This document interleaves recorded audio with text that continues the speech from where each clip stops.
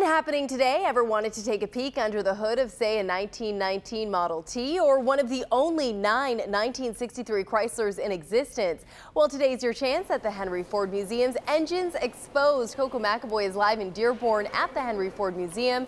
And Coco, a lot of interesting cars, a lot of throwbacks. Yes, Priya, that's right. And I don't know about you, but to me, the best exhibits have a lot of interesting artifacts, things to see, but also provide you with the opportunity to learn something new, learn about some history. And Engines Exposed has both of those things. A really, really cool event. And I just got to show you this vehicle, the White Steamer. This is fascinating. And we are now joined live with Matt Anderson. Thanks for joining us again. Sure. So tell us about this engine. This is a 1907 white Model G, and like you said, it's powered by steam rather than gas or electric, and it's actually pretty sophisticated for a steam car. It's a compound steam engine, uses the steam twice, first in a large cylinder, then in a smaller cylinder, and it also has a condenser up front, so it can convert the steam back into water, run it through the cycle, and use it again. So about as advanced as steam cars ever got. And Matt, tell me how innovative this was for this time.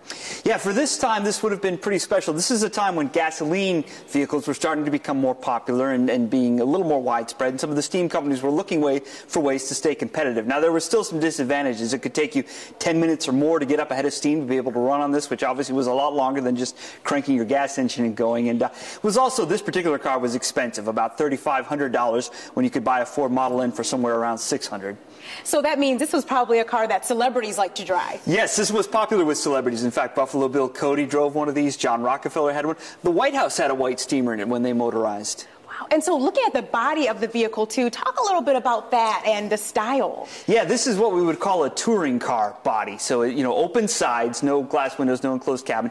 Room for 7 in there and pretty comfortable as well. So, very luxurious vehicle.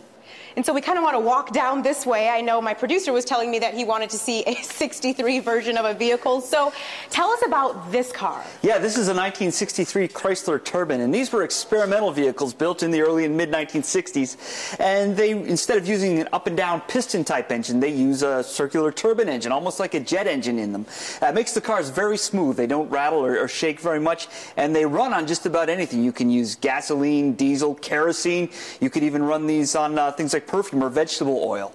Wow, so that's super innovative. What ended up kind of pushing this out? Yeah, the fuel flexibility is great. The fuel mileage or economy wasn't all that great. You get maybe 10.5, 11 miles to the gallon out of this, which was not very good even in 1963. So who would typically drive this vehicle in 1963? So nobody was ever actually able to buy these. Instead, Chrysler picked people through a kind of a lottery system throughout the country and had them test the car for a period of weeks. And then you'd have to keep notes about your mileage, how well it handled, what your impressions were of it, so they could evaluate and try and improve these cars. And unfortunately, they never made it into commercial production. So these two vehicles alone, I mean, they're just fascinating with the engines, but talk a little bit about Engines Exposed in general and what people can see. Yeah, it's a great opportunity. We open the hoods on more than 60 cars in the museum. It's a chance to see these engines, which you don't get to see most of the year. Our floor presenters have special programs every day that are designed just for this program, just for this exhibit, to tell you about Engines Exposed. And I'll be giving a talk on Saturday, February 18th as well, talking about some of my favorite engines.